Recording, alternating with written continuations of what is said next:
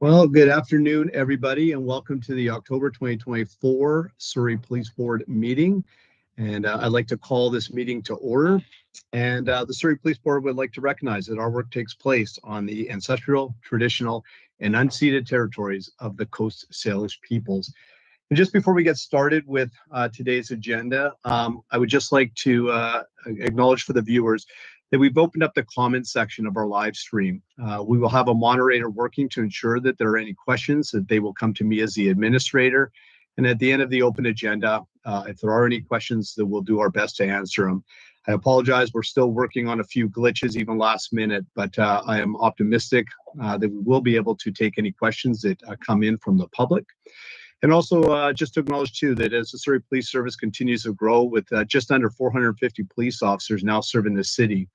And with that growth, we've had to prioritize space in order for the work of building SPS to be done. And because of that, we've still been working to try to acquire a boardroom that will meet our needs, that's easily accessible to the public, but also to the media, and it can also accommodate live stream. So as we begin to move into the new space, it is our plan to assign an appropriate meeting room for our monthly board meetings that are accessible both in person and for our frontline and for our online viewers as well. So as I said, today we will do our very best to answer any questions you may have. Please put them on the site, and the moderator will bring them to my attention. And I would just like to also comment to the chief and his team. I know there's been an incredible amount of work that's gone on over summer and the last several months to move towards the transition and POJ date on November 29th. And I just want to acknowledge the exceptional work that you are all, excuse me, that you are all doing. And I thank you for all of that hard work. And with that, Mel, I'm going to turn the agenda over to you. Thank you very much. First up, we have adoption of the agenda of October 29th, 2024. And that agenda is adopted. Thank you. And adoption of the minutes of the previous meeting of September 18th, 2024. Thanks, Mel. I've had a chance to review those minutes and they're approved. Thank you very much. And up first, we have a presentation. I'll turn it over to Chief Lipinski to introduce his guests that did work on the Surrey Police Service community consultation. Chief? Thank you very much, and good afternoon, everyone. I'll start off with giving a little bit of context. 3 years ago, the board directed me to start a community engagement process.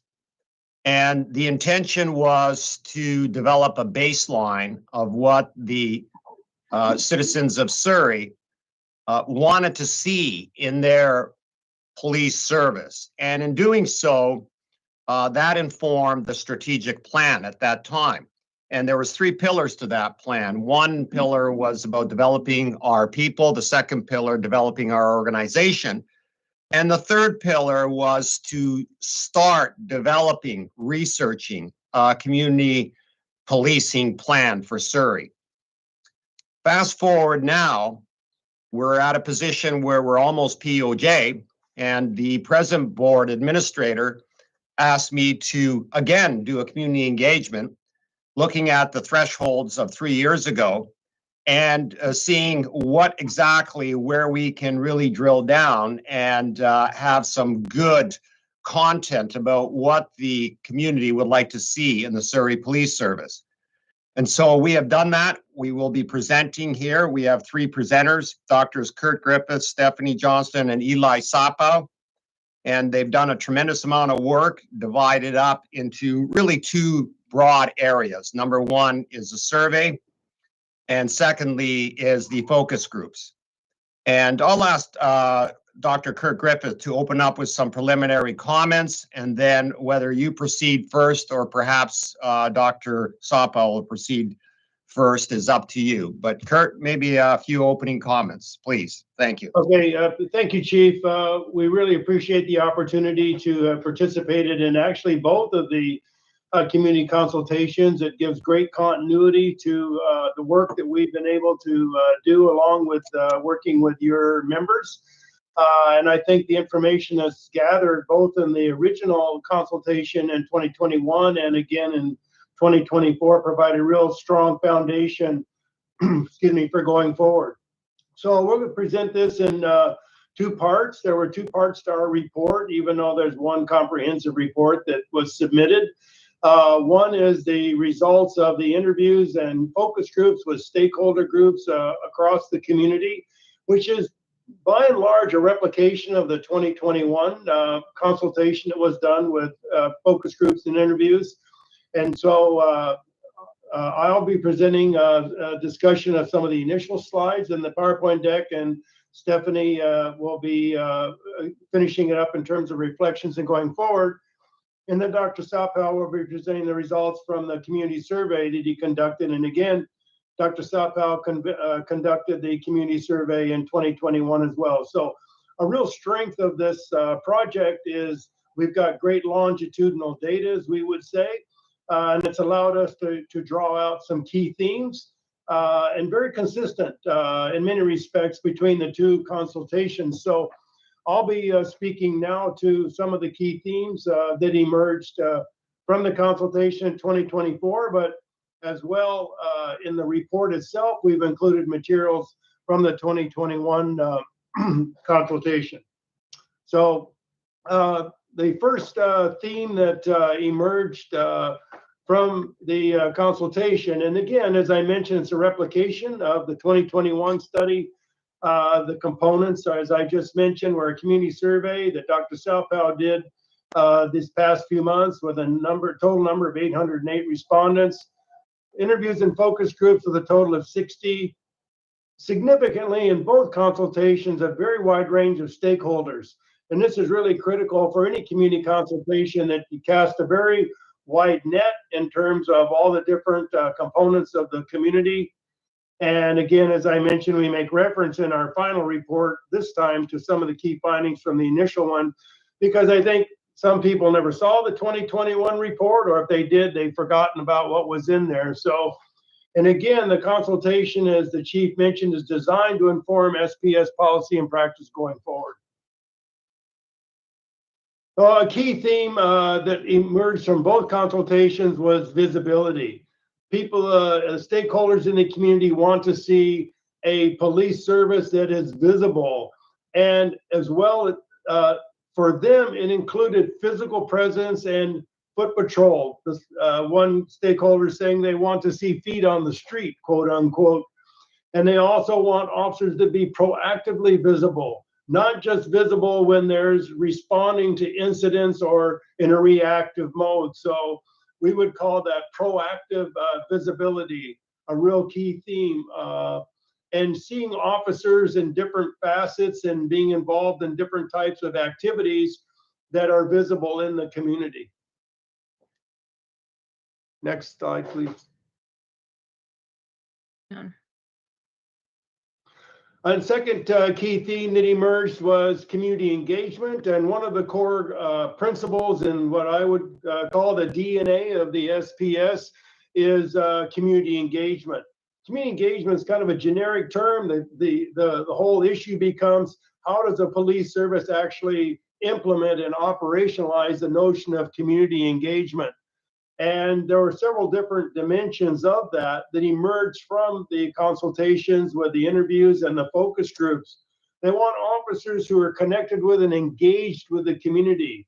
They want the SPS to be involved in educating the community in terms of initiatives that are being taken, informing the community about different aspects and different challenges in the community, and how the SPS is responding to those challenges, but also the role that community and community stakeholders can play as partners in responding to that. Information flow is really important. They want to, stakeholders want the SPS to be transparent and do community outreach and develop connections, and to respond in a consistent way on behalf of all SPS officers. In other words, community stakeholders don't want the SPS to say, oh, well, we have a community engagement unit and they're the ones that do community engagement. That often happened with the traditional notion of community policing. There was a community policing unit, for example. The community expectation is that all officers will have, as part of their activities, to the extent that they can, engagement with the community in a very proactive way in community outreach and community connections. And we'll make some further comments about SPS's community connections later on in the discussion here. Next slide, please. When asked about the key issues affecting the community, crime was mentioned, but equally important and of concern to persons in the community, the stakeholders, were the social issues. Housing, vulnerable populations, vulnerable and at-risk persons, addiction to mental health issues. And so it's a very broad notion of what the challenges are in the municipality of Surrey, which, as we all know, is a very diverse and a very rapidly growing and dynamic community. So for community stakeholders, social issues were as important as crime. In terms of people's perceptions of crime, and Dr. Sappau will have community survey results about how people in the different districts and areas of the municipality view crime. It really depends on where people are, and they identify certain areas as having more challenges than other areas. For example, the city center, Surrey Central area, and the extent to which persons in the interviews and in the focus groups felt unsafe really depended upon where they were in the community. There is concern about gang violence and about shootings, and that has created a degree of unsettlement in the community. And that's been an issue for many years in Surrey, the ongoing gang conflict in the lower mainland.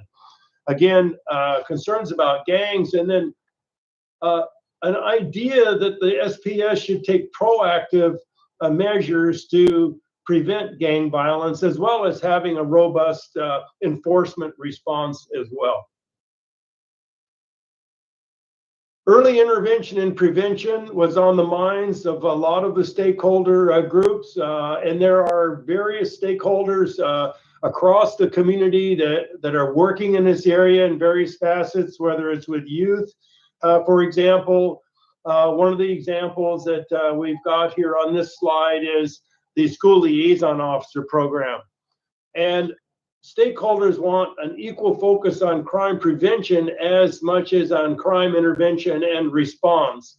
And the other thing that these consultations, both the original one in 2021 and the more recent one, there are incredible resources in this community.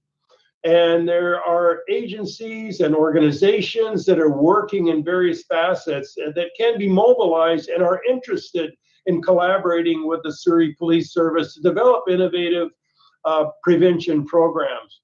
The School Liaison Program was seen as very positive, as an opportunity to build relationships, to intervene early with those youth who may be susceptible, for example, to becoming involved in gangs. But oftentimes stakeholders says, great idea, but it's in the implementation that's the important factor as well. And one of the comments here, for example, well, I agree there should be police officers in the schools, but it depends on how it's rolled out, quote unquote. And the second point, it has to be the right people. And that was a theme that emerged throughout the consultation, putting the right officers in the right position to be successful. And that the Surrey Police Service should be mindful of who's being assigned, what officers are being assigned to these various roles. In this example, for example, in the school, the role of school liaison officers, and making sure that any program that's developed, not only the school liaison officer program, but other prevention programs are evidence-based and what we would call in our business best practice. So have evidence-based programs. Don't use a program that just because it's been around for a long time, that they automatically adopt it. Make sure that programs are evidence-based, and then make sure that the SPS builds in an evaluative component to see whether or not a program that's developed is meeting the objectives that were set for it and is efficient and effective. Another key theme, community-focused service delivery. This has been a core value and a core principle as we would say, a core part of the SPS DNA since day one. And for the first consultation, it emerged as well that this police service is going to be built from the ground up. It's going to be community focused rather than a top-down approach to policing. Stakeholders want a professional but a human approach to policing. They want voice given to community residents and to stakeholder groups. Meeting with people, that's part of the community engagement strategy that was on a previous slide that was just discussed. Significantly, bullet point number 3 was interesting because not only does the community want visibility of SPS officers in community events hosted by others, but they would also like the SPS to develop events that the SPS hosts and brings on. So kind of that reciprocation, a reciprocal relationship between the SPS and the community. Neighborhood, focusing on neighborhoods, bilateral, bidirectional, and ongoing communication. So there is an ongoing dialogue, so to speak, not just once a year when the community might get a newsletter, but an ongoing open dialogue and communication. They also, the stakeholders also mentioned the importance of an organizational culture in the SPS that promotes officers living the principles. So officers on the street are a manifestation of the core values and principles of the Surrey Police Service. And that's the workplace culture being given importance, as well as, so what goes on inside the building, as we would say in our business, as well as what goes on outside the building, but creating a positive organizational culture for members, both sworn and civilian. Another key theme, officer training. Stakeholder groups are very sensitive, and they were as well in 2021 to officers being more than just enforcers. There's an awareness and a desire for SPS members to be trained in a variety of different competencies. What's mentioned here, understanding and training on responding to addiction issues, trauma-informed policing, procedural justice policing, cultural training, and anti-bias training. These are concepts that are really core now in the field of policing, and the stakeholder groups that were for the interviews as well as in the focus groups brought these up as training and education as a core value and a core principle of the SPS. And again, giving officers the competencies and the skills to have a multiplicity of skill sets, de-escalation, crisis intervention, and negotiation, having those human skills that can also be used to de-escalate situations and again, build relationships with the community. Very significantly, one of the things that the SPS has been able to do successfully over the last 3.5 years, is to begin to build relationships with stakeholders. And that was mentioned by a number of the stakeholder groups in the interviews and in the focus groups, acknowledging that the SPS has done a very good job thus far in building relationships, not just on paper, but officers visiting and working with these non-governmental organizations, for example, or community groups. So, and yet on the other hand, there's community groups that this was the first contact they've had with SPS in the last couple of years with a police service at all, and are really looking forward. There's incredible positive energy across the different segments of the community, and really working with the SPS, and really doing innovative programs and collaborating and utilizing their resources as well. And they would like to see this continue. Another key theme, which is the key theme in policing generally these days, is accountability. And there's high expectations for service delivery and demand for accountability systems to be in place. One of the components of that as per the image here on the slide, is body-worn cameras. Very strong support across the stakeholder groups and officers wearing and being equipped with body-worn cameras. The constant phrase that we use, it will bring accountability and transparency to policing in Surrey, but stakeholders also notes that it holds community residents accountable as well as the officers who are equipped with a body-worn camera. So it's not just holding the officer accountable, but it's also holding people in the community accountable, for example, for their behavior. There were caveats with the body-worns, noting that there are limitations to the technology. It's stakeholders generally seeing as just one piece of information. It's not a be-all and end-all, but it's a critical piece of information, particularly in critical incidents. It's one piece of evidence, one piece of documentation. In terms of accountability, varying degrees of knowledge about the police board, what the authority and powers of the police board are. There was concern that the police board should represent the community and be representative of the community.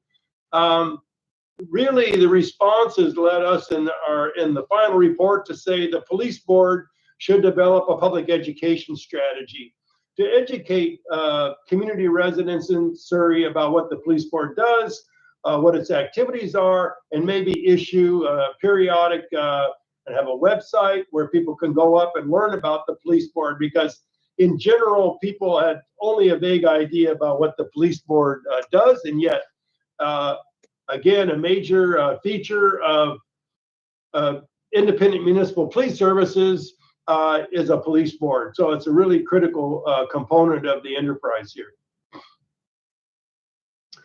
Another key theme is localizing the delivery of police services. Again, a core component of the DNA from day one of the Surrey Police Service is localizing police service delivery bottom up rather than top down, taking a wraparound approach, a hub model where there's collaboration, where the SPS is a partner and may just be a partner rather than taking the lead on everything.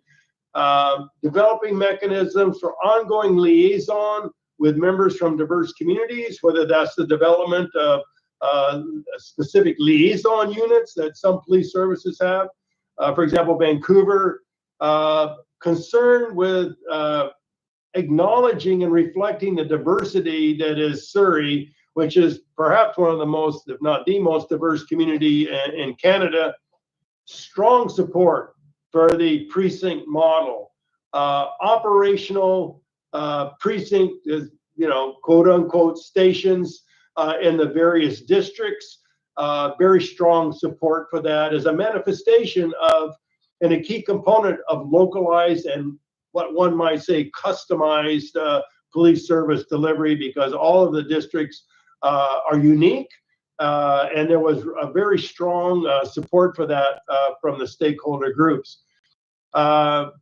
Community police offices, those precinct offices, raising visibility, addressing the needs in that particular community. Strong support as well as part of that for neighborhood partnership officers who can be a liaison or a go-to for information, and being a mechanism by which to build trust, build relationships with community residents, as well as the organizations and agencies that are working in that particular area. And I'll turn the balance of the discussion over to Stephanie. Thank you, Kurt. So based on the feedback from the community stakeholders, it was evident that there was a very strong desire for a community policing approach centered on visibility and positive police presence, community engagement and continued consultation to ensure that voices are heard, and problem solving to allow for initiatives to be developed that will meet the community's unique needs. And from all of that, Dr. Griffiths and I developed what we would see as pillars that would allow for SPS to develop a successful community policing model based on the community's feedback. And as part of this model, one of the pillars is ensuring that the community policing approach is embedded in the organizational foundation of SPS. So what that means is essentially it's not an add-on. It's actually SPS, all of its employees and members must be part of the actual fabric of the community. And the second pillar is localized policing, so that neighborhood level policing. This would involve developing individual strategic plans for each district to address the specific community concerns in each area, and having operationally functional district offices that would have officers assigned to these areas for a sufficiently long tenure to allow for them to build relationships and develop a familiarity with community concerns. A third pillar is to adopt innovative, evidence-based, and targeted policing programs. So there was a lot of support for many prevention and even school-based programs, but the emphasis really was on ensuring that the programs are geared towards addressing Surrey residents and the specific concerns in Surrey.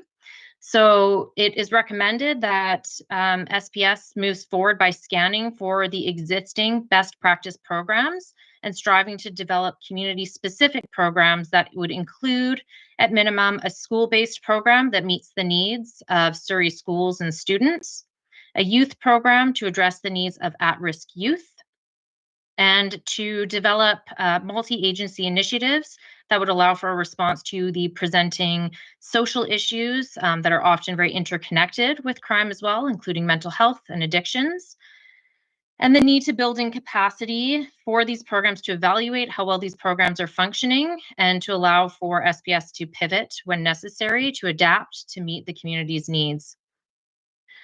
A fourth pillar is authenticity. So SPS must ensure that not only their words, but also their actions show a genuine commitment to putting the needs of the community first.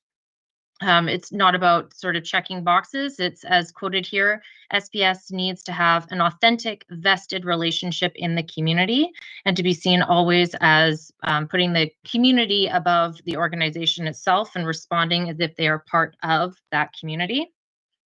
The fifth pillar is developing a communication strategy and transparency. So it's important that there's a communication strategy to ensure that the community is updated regularly on police activities, including plans and strategies, other initiatives, challenges, and importantly as well, the successes of the SPS, as well as happenings in the community. So what are the main concerns? What are crime trends? What are the major social issues? And what's also happening with community partners? It's also important here to ensure that there's a media section so the police can respond to the community and have that bi-directional communication and be more proactive in educating the public. A sixth pillar is about the culture of SPS.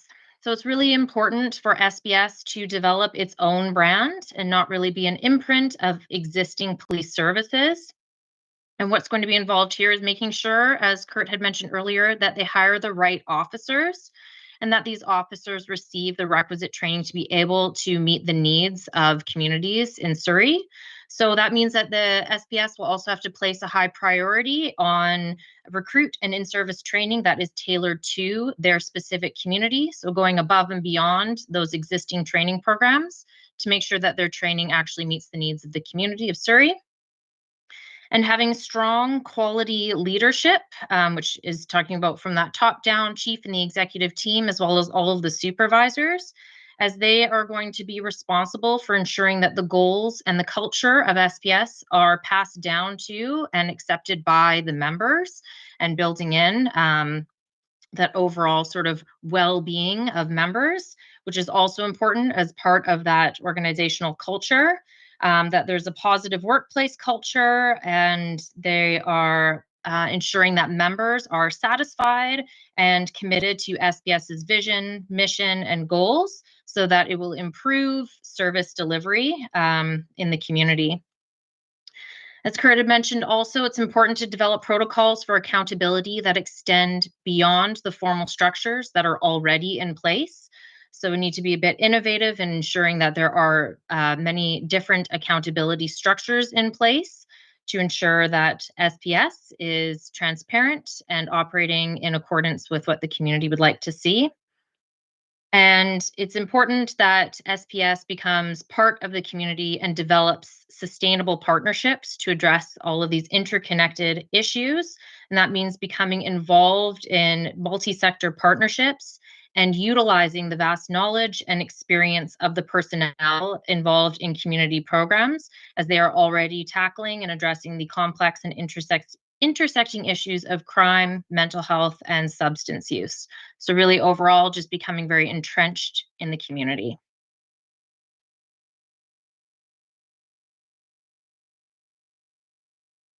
And with that, Dr. Sapa, I will pass that over to you for part 3.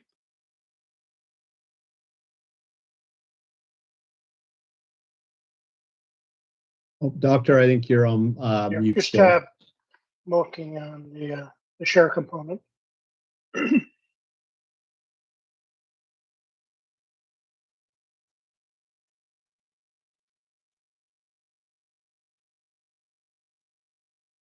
Do we have your presentation, Doctor? We can bring it up. Yes, I do. I'm just trying to find it on the system here. Otherwise, we could just simply revert to yours, I guess. Sure. We'll give you a second there, but definitely Let me, a lot of very it should good be on information. here. I don't know why Okay. it disappeared on there. Just a second here.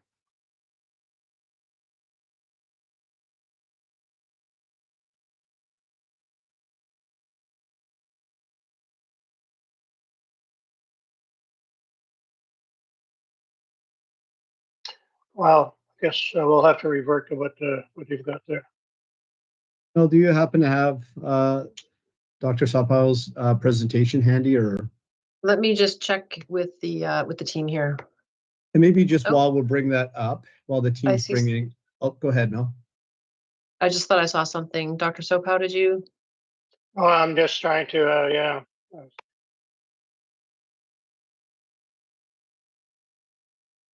I don't want to hold you up here. No, while you're looking, we'll see if we can find it, and Yeah, maybe why I don't you can, do that? And and maybe I'll just keep it flowing a little bit here. And Lights. oh, here we go. Doctor, well, we could is that- use this one. All right. Okay. All right. So you've got the control over this one. Why don't we just move into the next slide? Very quickly, I'll just go over some of the, if you could just lay out all the different areas, points on here. What we looked at, if we could just click on all the components, if you don't mind, just all the way down. Yeah, just take it to the bottom there. So what our survey we really looked at in 2024 was very parallel to 2021. The difference, so we have to appreciate that in 2021, we're going out of the COVID and actually deeply embedded still into it. So as we come into 2024, there's some significant changes in the city itself. The population went up by about 14%. And of course, we're now into, I guess you could call it a semi-COVID period. So that's where we are. The design was pretty similar. The representative sample size really covers off pretty well what everybody would be thinking then in Surrey, the sample size. Let's move on to the next one and see what we get here. We had all categories of major police services were looked at. As Kurt mentioned earlier, perception is reality, of course, when it comes to policing. A majority of people really don't have too much to do with policing on a regular basis. So their opinions of what is needed in policing generally comes about from what has been seen in news and social media, what they've heard about, that kind of thing on a second and third level. But that's important because perception is reality, and the realities generally form what the public wants from policing. So let's have a look at the next slide, and that'll tell us where these things are going. Again, if you could just click all the way down to the bottom, I guess here. And what we looked at was what were the top issues that people thought were important? Well, they're very, very similar, by the way, to 2021. That's not to be too unexpected because Surrey itself, although the population has grown, many of the components, major components, have not. So as the tide was changing with population and other things, the crime and public safety components were basically the same ones. What you'll see here, and it's in the report in greater detail, is that while violent crimes were, of course, number one in terms of what people thought were most important, they went down by a few percentage points. They were around 95 or something too, and they would drop down to about 85. So there was a small decrease in the importance of these things, but still, they are the major ones. Having police services provided in a very timely fashion.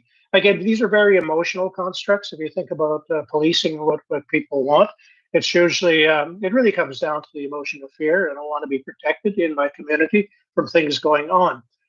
Dealing with organized crime. Domestic violence is one that came up again as number 4 in 2024, but it was also about number 4 in 2021. These are issues that, again, the general public sees as very important for policing. Reasons behind, they would have to be investigated much deeper with focus groups and other consultations with groups that are involved with these things. But it's an important issue. Cyber crimes came up at number 5, and again, it was around number 7 or so, I believe, in 2021. No surprise there, because what's happening with the internet, what's happening with everything that's going on with ChatGPT and everything else, there's a lot more generally across the country, if not North America, crimes involving cyber crime, things that are happening on the internet. Property crime, high, but again, that went up a couple of percentage points from 2021. The interesting thing to point out here, if you look at the crime statistics themselves, property crime is generally higher in terms of prevalence than violent crimes.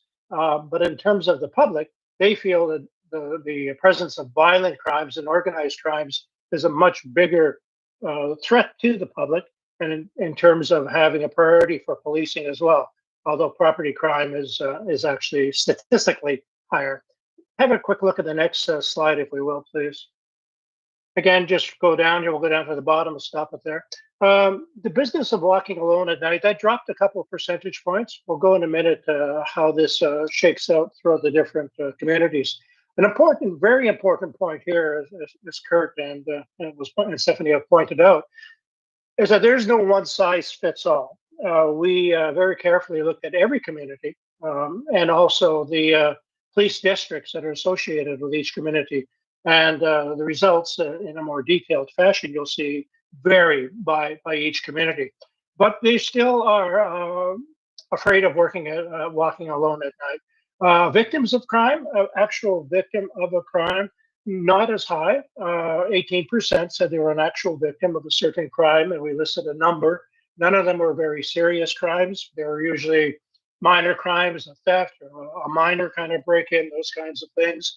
It was around 19% in 2021, so it's staying about current.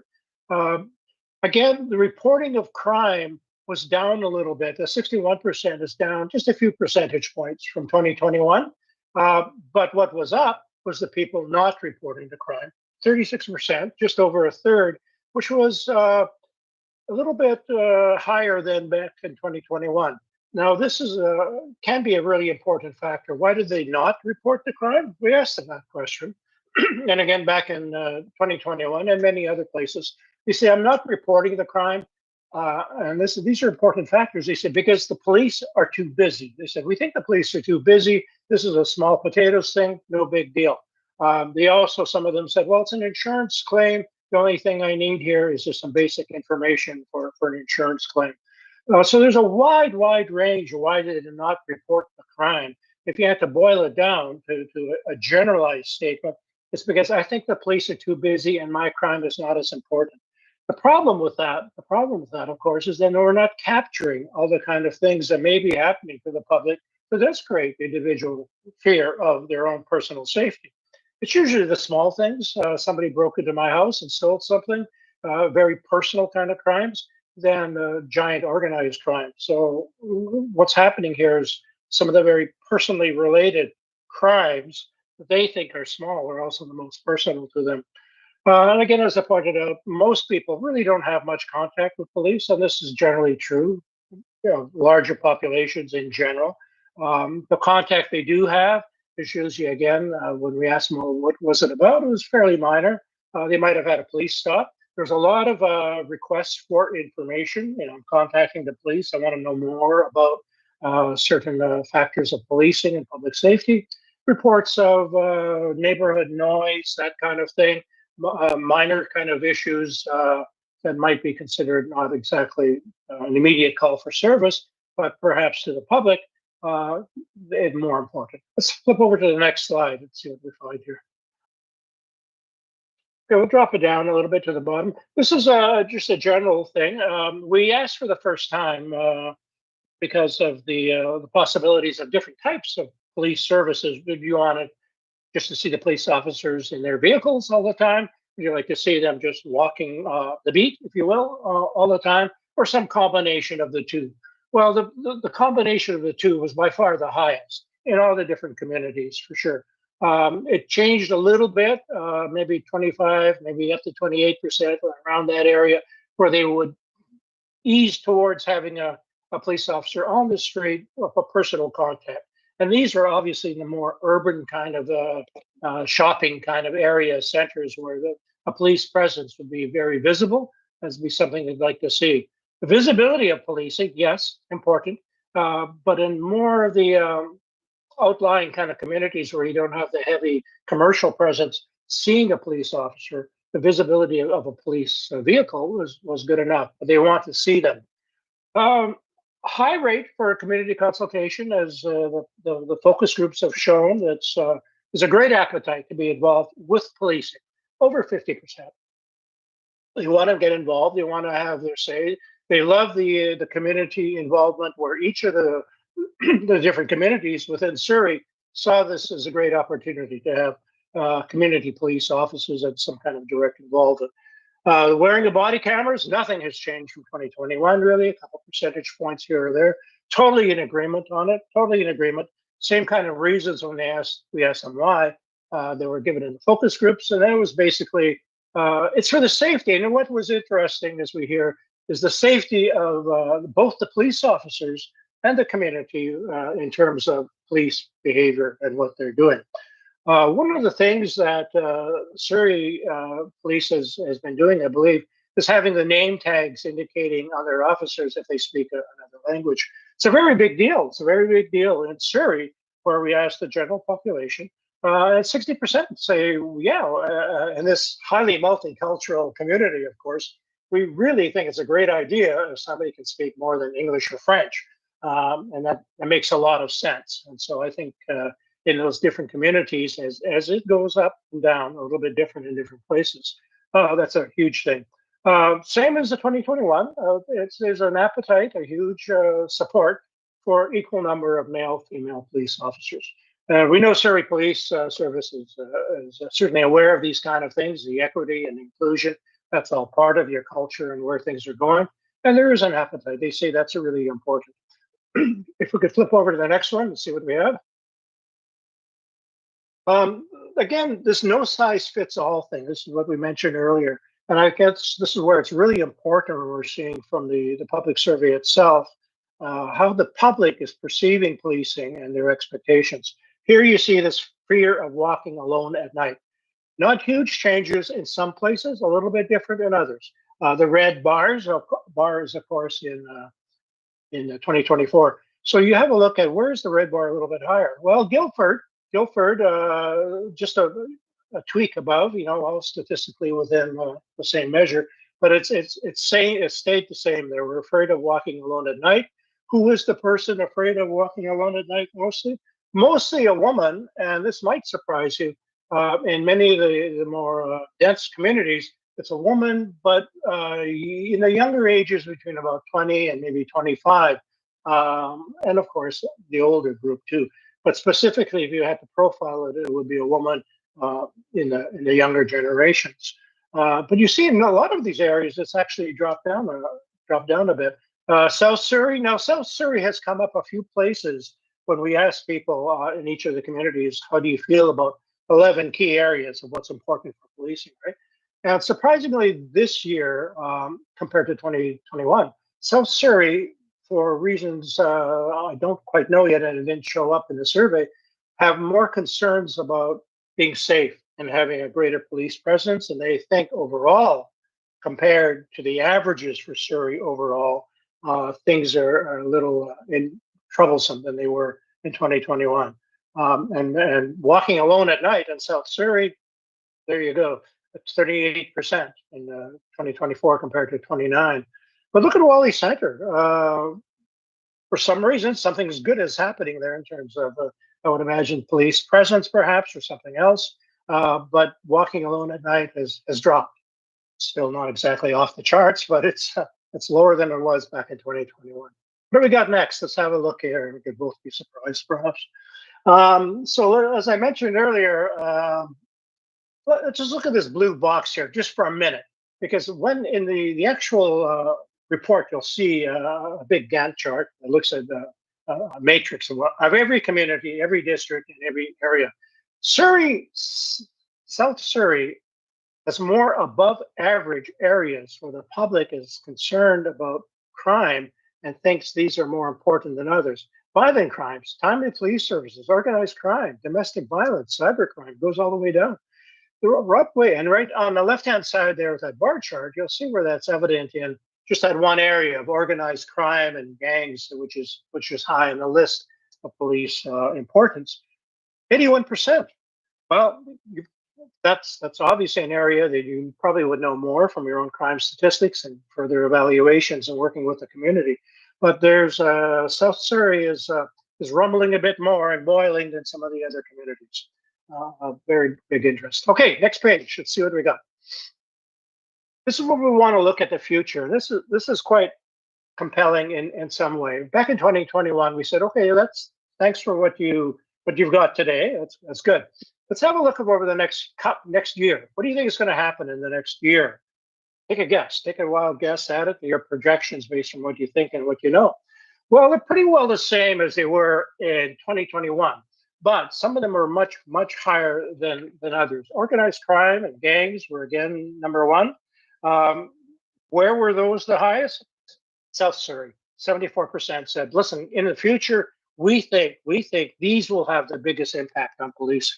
Okay, what about a growing population? Well, take a guess. It's District 1. It's the in Wally City Center.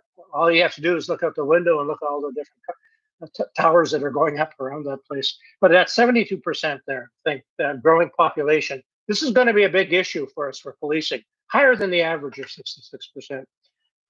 Illegal drug sales. Well, that's something that's a continual curse upon the society. But again, we get down to Guildford. Guildford there said, listen, this is a bigger issue for us coming up into the future. 67% said it's something that's going to have a big impact on us in policing, more so than the average of 63. Greater traffic. Well, with a bigger population comes greater traffic, right? And that's a big issue. When you ask a lot of communities, what's your biggest issue? They'll say, it's traffic. And I think we all kind of appreciate that in Surrey. But if you look at greater traffic, the community in Wally City Center, here we go again, 67%. Now, this is a big one here. I want to just jump into the mental health calls. An important issue in the coming year overall, mental health calls, okay, much like it was a couple of years ago, 66% on average in Surrey say, hey, that's an issue you've got to keep your eye on. But unless you go into Wally City Center and ask that question, if you ask the question in Wally City Center, how big an issue will mental health calls be in the coming year? 91%. 91%. The people there said on that issue of mental health calls, we think that's going to be a major, major impact on crime in the coming year. Well, that's something. The visible homelessness, that's not going away. On average, 57% for Surrey. Okay, maybe that can be managed in several different ways with the consultations, community services. But again, where's that higher? Hello again, Wally City Center. Right there, 66%. The highest of all the different communities think that's where things are going to be really biting us in the coming year. So, and the internet scams, again, we see what's happening in the last couple of years with the internet. And again, they're on average around 51%. That's above 50%. I think it's a big deal coming up in the coming year. Yeah, excuse me. Excuse me, my COVID. And it's about 54% in Wally City Center. So maybe they have more computers there than other places. I don't know. So let's have another quick look at where things can be going. Just a quick have a look at some of the next slide. We have them. Again, just to reiterate, if you look at organized crime and the perceptions that people have, it's a big deal because of what they see out there. But South Surrey, organized crime, for whatever reasons they are, it's by far above the average in Surrey. And down to Newton, it's a little bit lower. All we're really showing with this, and it's really illustrated in much greater detail in the matrix that was created, no one size fits all for policing. If we could have the next slide, please.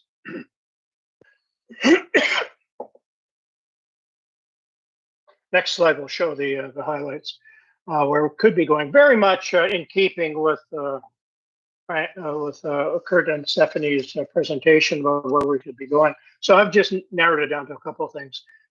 Just again, the customized kind of very collaborative community policing, well expressed in the survey itself, which is paralleling what you found in the focus groups. Now, what I mean, what we found here with the centralized communication and coordination is that in some other organizations and policing and even corporations, if you focus on giving excellent delivery that's pinpointed to specific communities or different types of groups, that is great. But there must be some kind of a coordination of all that at some kind of a centralized level. Otherwise, what can happen is that things start going off in different directions, and there's no real kind of coordination of this kind of stuff. So I think, and I know Surrey Police is looking at this to be able to use a coordinated model that's also very targeted to the individual communities. We're recommending, and again, we know Surrey Police is looking at this, and looking at the external culture, as we call it, the outside world, as Kurt said.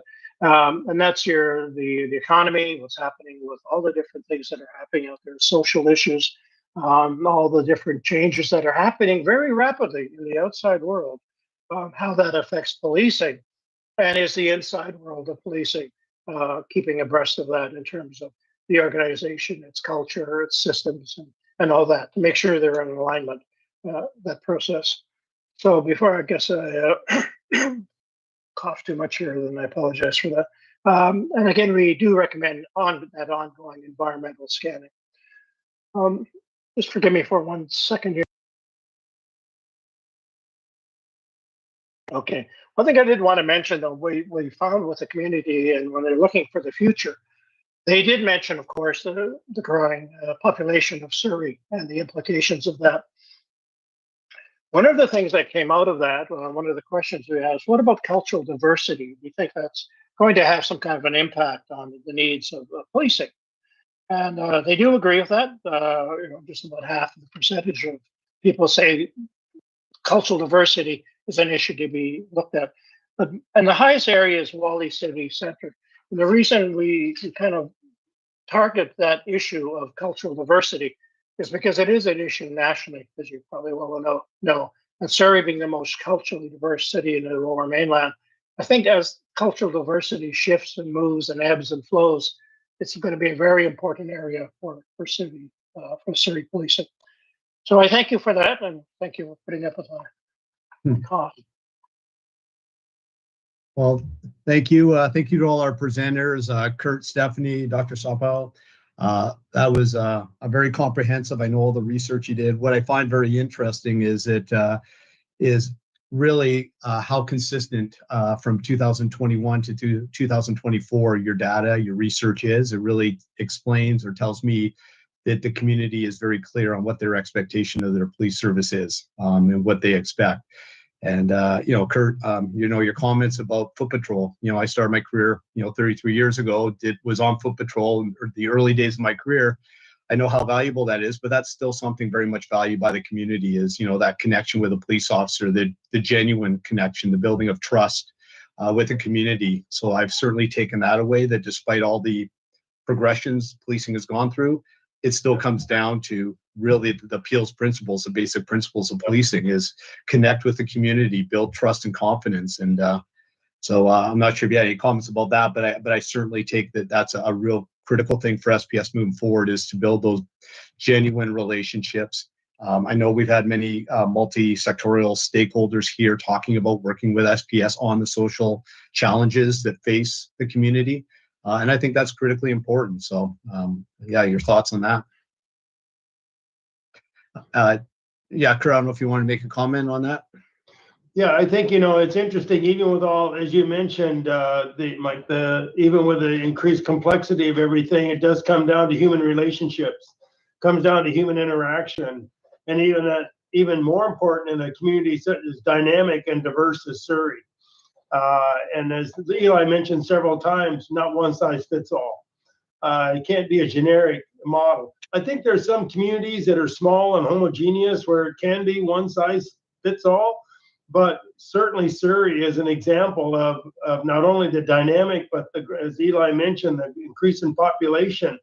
It's estimates at least 1,200 new people a month moving into the municipality, but maintaining that human contact, and that came out in the stakeholder interviews. They want, person-to-person contact. And again, back to Peel's principles, that comes full circle, even in this time of high tech and AI and building relationships, consistency, communication, listening, reciprocity. All of those elements of, that we thought might get lost, kind of gotten lost, but really are the foundation, I think, for effective and efficient policing in this community. And the partners, there's so much enthusiasm and energy here. It's just been unlocked. It's just starting to be unlocked. It's amazing the resources that exist in this community across these stakeholder groups. Doesn't all have to be on the police. It doesn't all have to be out of the police budget. There are suggestions from the presidents of the Gurdwaras about, collaborating on programs. They've got resources. It's a matter of, maximizing a whole of community effort, for want of a better term. Yeah, no, thanks, Kurt. That's exciting to hear. Chief Lipinski? Yes, thank you. Well done to all of you. Kurt, a question about community wellness. And we know that depending on the jurisdiction, it could be upwards to 80% of the calls we go to have nothing to do with the Criminal Code of Canada. But it's about the disorder. It's about what Eli mentioned, those unsheltered people, the mentally ill, addicted, and so forth. And I take seriously your comments about one size doesn't fit all, and you have to go district by district, because community wellness, the model will change district by district. But I believe, if you can comment, it's fair to say that community wellness, you still need that district by district approach. I think obviously SPS is going to have a strategic plan for the whole community. But I think within that, one possibility might be for each district to have a mini strategic plan, that captures not only the demands, the unique demands for service, what partnerships exist there, what resources exist there that you can collaborate with, and how that changes over time. Look at South Surrey. South Surrey is a surprise from Eli's data. That's a surprise. Much more, challenges in even Central Surrey, and that's a surprise. But develop a mini strategic plan.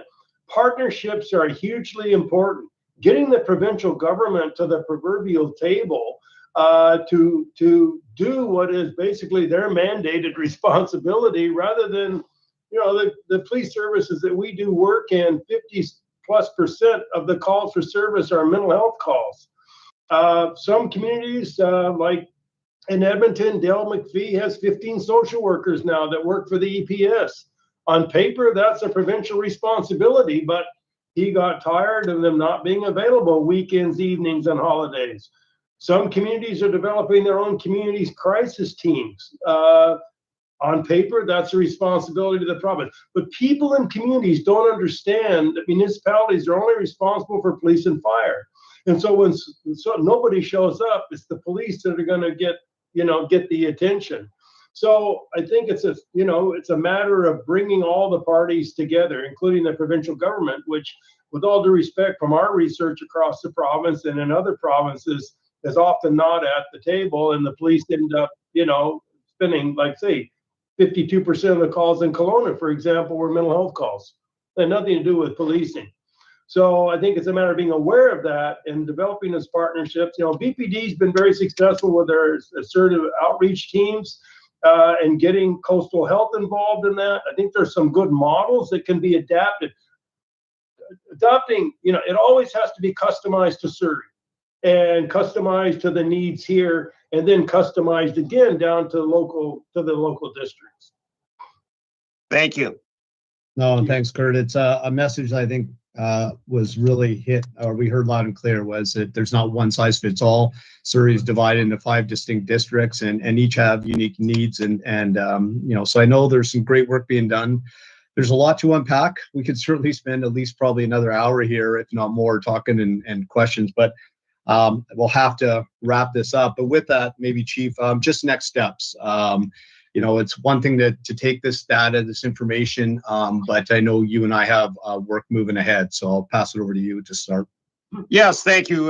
This will inform what will ultimately be the strategic plan for the Surrey Police Service. The steps would be to take this data and sit down with my team and have some discussion and draft some proposals of what a future plan may look like. Then work with the Surrey Police Board, taking into account, and I think it's very important to state, taking into account the priorities, goals, and objectives of the city of Surrey. And of course, they have a very robust community element there as well, engaging with the various populations that need assistance.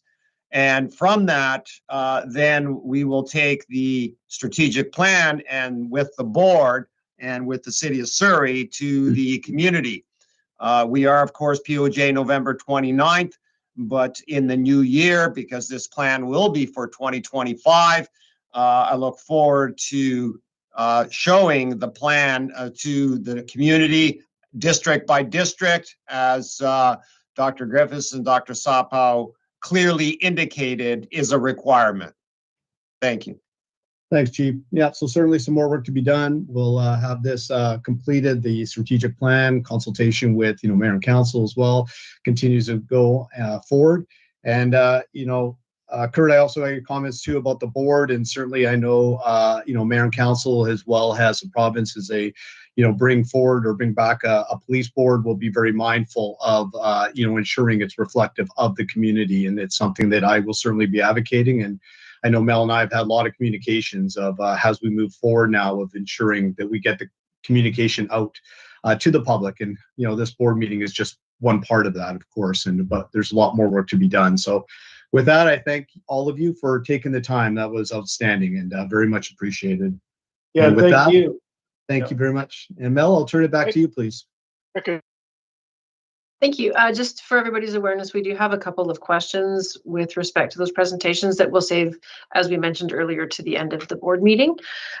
So up next, we have Chief Constable reports, the financial update, year-to-date expenditures to September 30th, 2024. Chief? Yes, thank you very much. I'll pass it on to Nathan, but as a general comment, we are trending favorably vis-a-vis the provisional budget for 2024. Nathan? Thank you, Chief. Can everyone see my slide? We can, Yeah. Nathan. Okay, thank you. Good afternoon. This report presents an update on our 2024 year-to-date expenditures as of the end of September. I'll go through a few slides and I'll take any questions you may have, Mr. Chair. Sounds good, Nathan. Our 2024 provisional budget of $142 million is used as the reference point for comparison throughout the report.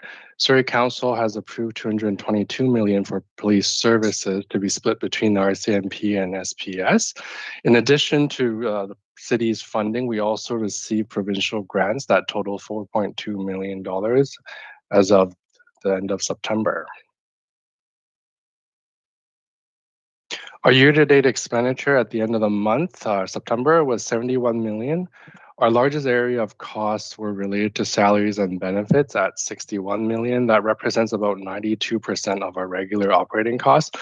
So that percentage representation has been consistent throughout the year. Our average monthly expense is about 7.4 million over the last 9 months. As we become the police of jurisdiction and all the preparations that's heading our way, we do expect our expenditure rate to increase in the areas of like equipment and inventory as we order more items to equip our members, IT, and also fleet operating costs. But the largest area of our expenditure growth is expected to be related to staffing, salaries, and benefits. For example, at the end of September, we had 411 members on payroll, and as of last week, we onboarded another 31 for a total of 442 members. So that's about a 7.5% growth over 1 month. And then at the end of September, our spending from the one-time policing transition project fund was $3 million. We did forecast or project it to be 15 million, so we've spent about 19%. And as we head to the end of the year, we do expect the expenditure rate on the project fund to increase as well.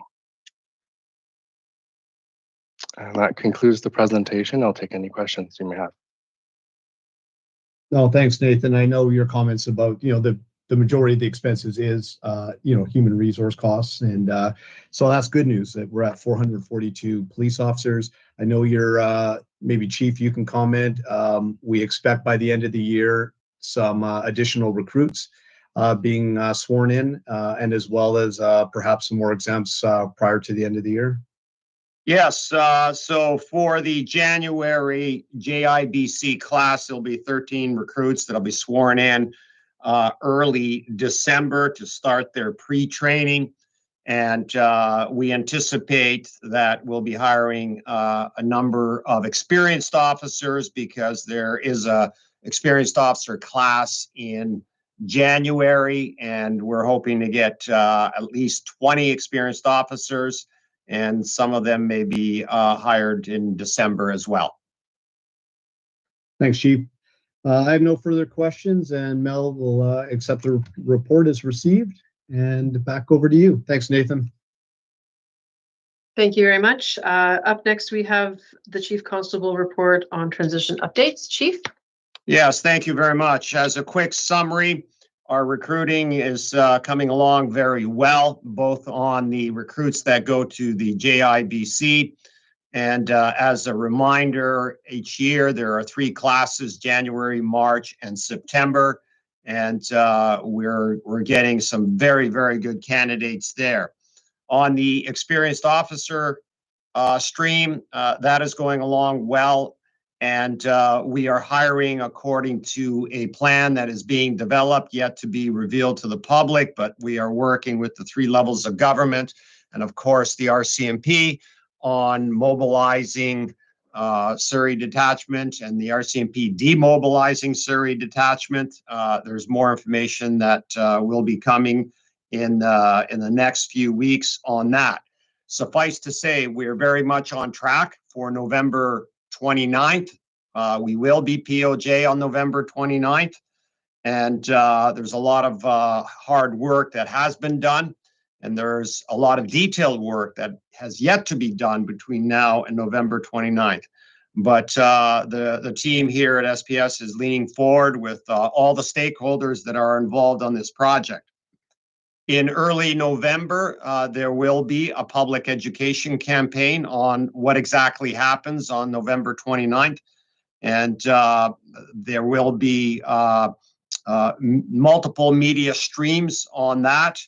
And the most important thing that I want to relay to the public is there will be a continuity of service, which is to say that public safety will not be jeopardized. There is a lot of different methodologies that are being used to ensure that that doesn't happen in any way, shape, or form. And I'm very confident with the work that we're doing with the RCMP and the government agencies that we are cohesively building a program, a plan that ensures this transition continues as we go through 2025 and 2026 and a bit of 2027.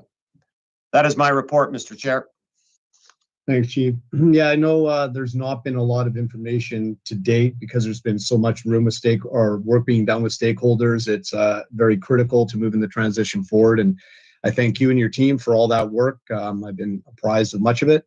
But as you said, in hearing Kurt's report from him and his team, is just how important the public transparency and communication will be. And so, I know everybody in the communication department will be very busy ensuring that the community is getting the information they need, is updated regularly. So I thank you for that. I'm glad that that's going to be starting. So Mel, that report is received, and I will turn it back to you, please.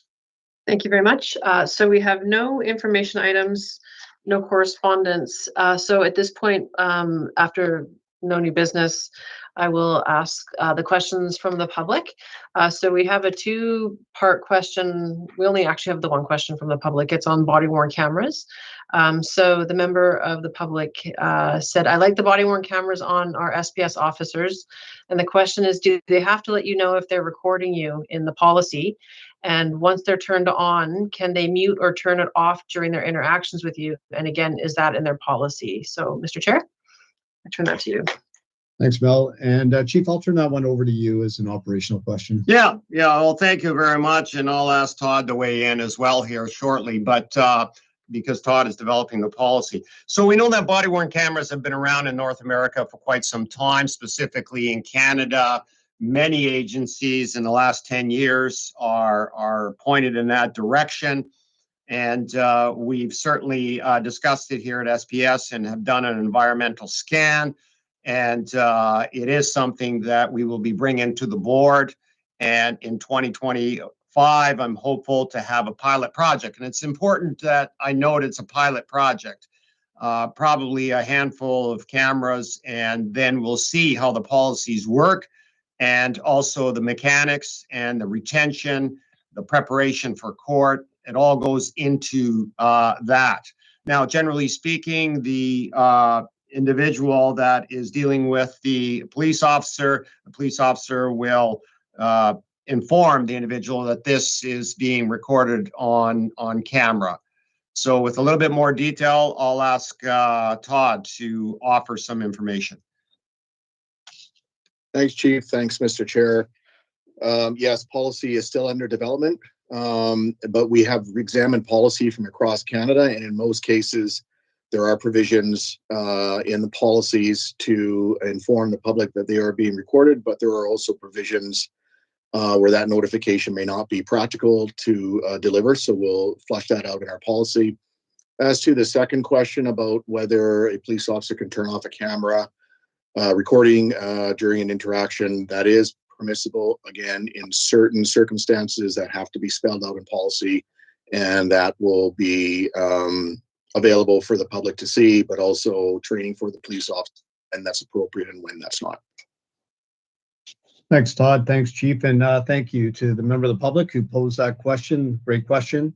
Mel, was there any other questions? There were not. Thank you, Mr. Chair. Thank you. I'll turn it back to you. Okay, so our next meeting is scheduled for November 27th, 2024. Next, Mr. Chair, we have a motion to hold a meeting in a closed session under Section 69(2)C and D of the Police Act. Do I have your approval for that? And you do. And thank you very much. Call this meeting to a close. Thank you, everyone, for being here today. And why don't we come back at 20 after for the closed session, if that's okay. And thanks again. Thank you.